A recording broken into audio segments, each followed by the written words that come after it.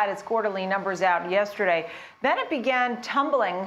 Interesting, right? Considering we're watching Bitcoin at these highs, there was a real divergence between Coinbase and Bitcoin. Tell us more about the Coinbase investment and what's going on here. Yeah, so Nicole, I think this is interesting because at the same time, it's undeniable more and more people want a part of Coinbase, and a lot of the big banks, or they're coming out and they're recommending maybe it be a little bit of a safer way to get into Bitcoin. That being said, how about a quick look at what the analysts are saying? Because as I said, they still like it, right? We're seeing some good price targets. Yep. Yeah, that's the thing. So I see 387, 400, so certainly some upside potential there, according to the analysts. What's your trade, George? Yeah, so the stock's expensive. It's, if you wanted to buy 100 shares of stock, it's going to cost. Do it. George Sill, it's nice to see you. Great trade there for Coinbase, our Nicole. disruptor today. Thank you. And Hatem Diab, managing partner, Gerber Kawasaki Wealth and Investment Management. Thank you both for being with us today. Dan, I'll start with you. We're waiting on Disney. Your thoughts here based on what you're seeing on some of the other players. Hey, Nicole, great to see you again. Thanks for having me. So, phenomenon for Netflix. Hatem, I know you like both Netflix and Disney. Tell us more about your expectations for Disney later today and why you're a fan that you could own both. Yeah, thank you for having me, Nicole. Great point here. Dan, as we take a look, right, Hatem's making a great point about Squid Games. Obviously, that takes over. And they waited a few years to put that out. I guess it was all about timing. What are your thoughts, Dan? I mean, I know you know that Comcast lost pay TV customers. It's not all good news across the board. How do you stack them up here? It's not all. I checked right before I came out to the show. Fubo was down about 17%. Would you be a buyer there? Well, here's the issue with Fubo is they just these different streaming. It's really the streaming wars, right? Because they're all battling. How many streaming subscriptions can you possibly have? Where do you see the winners, and which ones just you would filter out right away? I think it is a big part of it. Dan makes a good point with that, because, for example, last night my son was looking for the Gonzaga game and couldn't find it and had to go, it said Fubo and this and that. This is the wave of the future, right? So when you look at that with the streaming wars, first of all, is Apple TV even a player anymore? I saw you had Roku on your list and AT&T, which is the HBO play. Viacom, CBS, Dish, you said lost 13,000 paid TV customers. Dan, what's left? Yeah, so sports and live is really a complete for Disney after the bell today. Thank you both. A great setup. We really appreciate it. Dan Rayburn of Frost & Sullivan. Hatem Diab, thank you, of Gerber Kawasaki Wealth and Investment Management. We last spoke back in August after your second quarter earnings. Love to hear more about the company, your very latest, what you've been working on, as people now can learn more about Olo.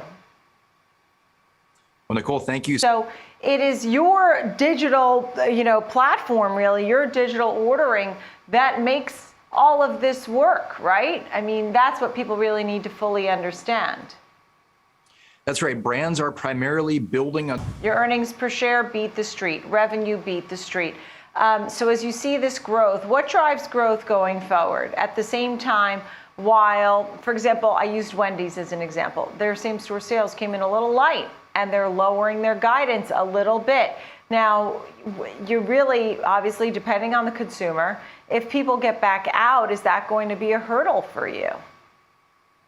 Rather than them ordering in. Really is, getting food delivered, that seems sort of regular, right? People have been getting delivered food for years and years.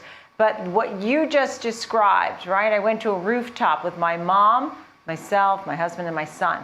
My son was perfectly fine with scanning the code, doing the ordering, sending it into the kitchen, and having the food come to our rooftop table where we went for this really cool experience.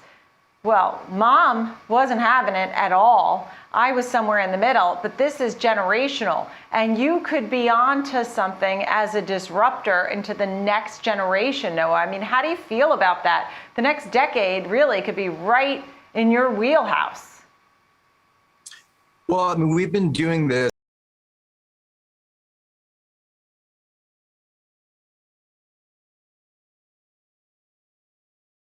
Bit more about the company, a newer name that folks can now understand in the world of retail, direct to consumer, and I know you have some popular brands, and really for younger folks, you know, as we talk about fast fashion targeting millennials and Gen Z. How's business? Business is great, but first, Nicole, just thanks for having me on. But we're Saw some of the names that are under your portfolio. You bought the men's streetwear brand MNML. You have others: Princess Polly, Culture Kings, Petal and Pup, Reb Dolls. I'm sure all of these are hitting exactly your targeted audience, right? Is this your plan for future growth, to have names like this under the umbrella for direct to consumer? exactly. We have You face now during supply chain issues and getting things to where you want them to be. Are you feeling a sense of frustration at all at this point? Because you're trying to get, you know, everybody, and the younger folks want everything yesterday, right? They want it now. well, actually, that's exactly right. We get Customer base, and that's part of the challenge, right? To have some people that are loyal to your brand, or brands, I should say. That being said, do you need to continue to bring in new names in order to continue your growth? I really wonder about the dollars and cents of it all, how you're handling the multitude of things that you have to handle as a CEO, right? So you bought in MNML, that costs money. You're shipping things in, you're trying to get past some of the freight issues, but you're still, you know, shipping things around. You have labor costs. How are you handling the costs but keeping your vision of growth? yeah, so let me just unpack that. I think first and foremost on kind of our macro growth strategy. So that you can handle the balance sheet like that. That being said, any trends in retail that we should know about, that you're seeing the demand for certain things for the holidays or even next spring? Parties are on, man. Everyone is so excited. With a top and bottom line beat there. It is nice to chat with you, AKA Brands, telling us all about the future. It's great to see you. Jill Ramsey, CEO, AKA Brands. Thank you. Thank you, Natalie. And still ahead, we will bring Saudi Inc. President, Transversal Consulting. Thank you both for being with us. So Ellen, I'll start with you, right? We've seen oil hovering above $82 the barrel. We've gotten the forecast on what OPEC Plus plans to do and what they don't plan to do. They're trying to pump out just the right amount, right? You tell me, what should we expect going forward? Well, I think that right now we can expect to see oil prices really maintaining in the same range that we've seen them. We've seen a bit of up and down between. See that sort of drop off or downward pressure later into next year. But in the meantime, Rohan, I think you agree with Ellen that you could see some higher prices. In fact, Rohan, you were talking about some of the other drivers from China, was something that you had. Global travel would be back. Things like that, the infrastructure bill. Explain that, Rohan. Those are some great points. I certainly think oil prices could drive up a little bit higher from here because global mobility. Ellen, tell me more about, you're fully immersed in oil. I mean, we see your book in the background. I'm glad you have it up there. This has been what you've followed so closely. And consumers, when they go to the pump, right, there's no doubt we saw gasoline at new highs and energy oil per barrel at new highs. What is the Biden administration, without getting into politics, I'm not interested in politics, but as consumer and what's going to happen, what we can expect? You tell me what's going right and what maybe should they be considering that might be better for the United States?